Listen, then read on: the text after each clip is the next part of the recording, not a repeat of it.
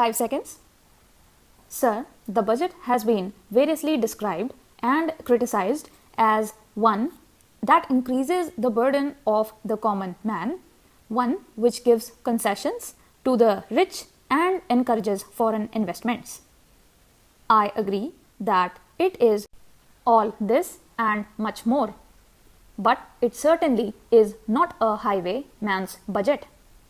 To my mind, sir, the budget is sincere, conscientious, and at the same time, it is a bold effort on the part of the finance minister, who is charged with heavy responsibility of finding resources for the third 5-year plan.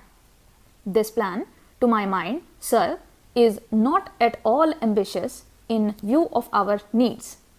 It may be looked upon as a rather heavy demand, but looking to our needs, it is not very ambitious.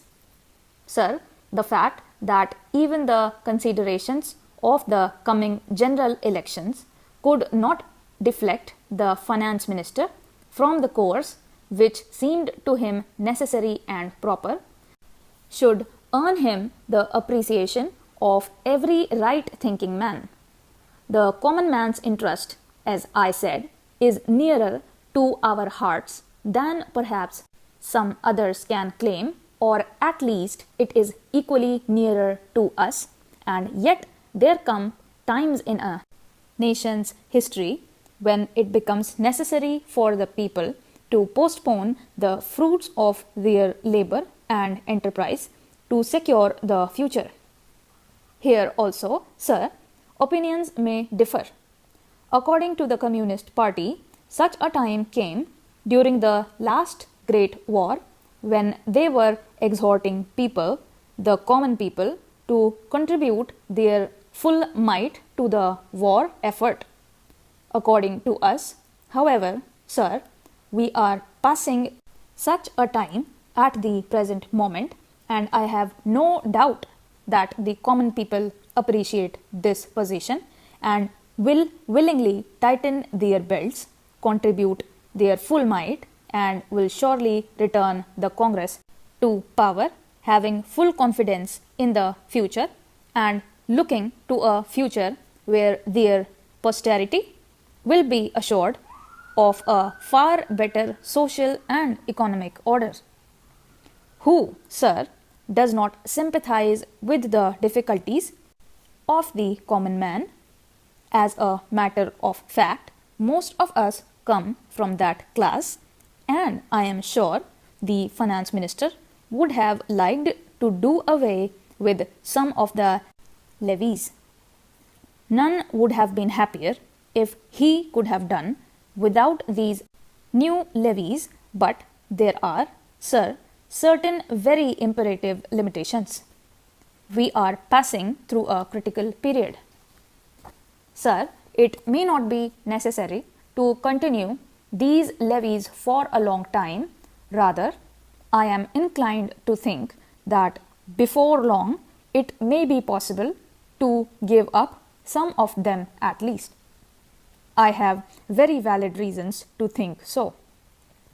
Our public undertakings are coming to their own, and some of our important irrigation and power projects have just been completed. Some others are nearing completion, and in due course, I think, in the very near future, they must yield returns. This will go a long way to lighten the burden of the common man. We might, sir, also resort to some other ways. I suggest that we might take to public trading in some specific items of export and import. That would also certainly go a long way and help us. The private corporate sector has been steadily growing and has been developing capacity. It is sure to benefit from all these present concessions and develop greater capacity. This sector must come forward to meet few demands for taxation in the future. I agree that, so far as indirect taxation is concerned, It has reached the saturation point, but the corporate sector, growing as it is in strength, the vitality, and in capacity, will not, I am sure, shirk its responsibility to contribute to the common fund.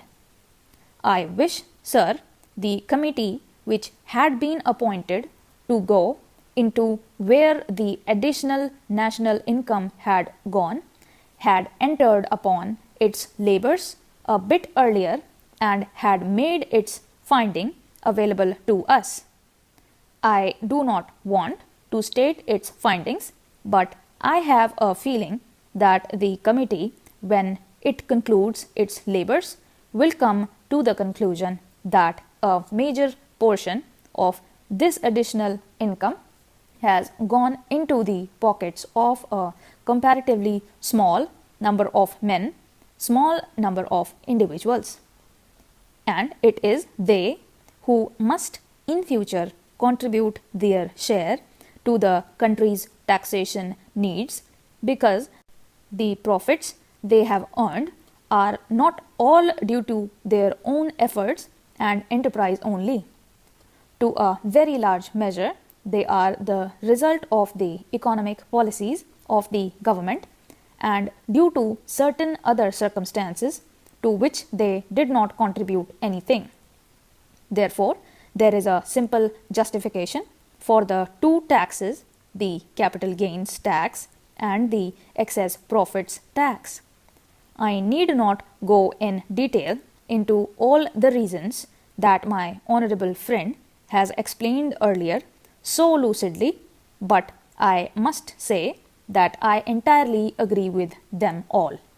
Having said this, I would like to say a few words about allocations which have been made to the various ministries in the budget.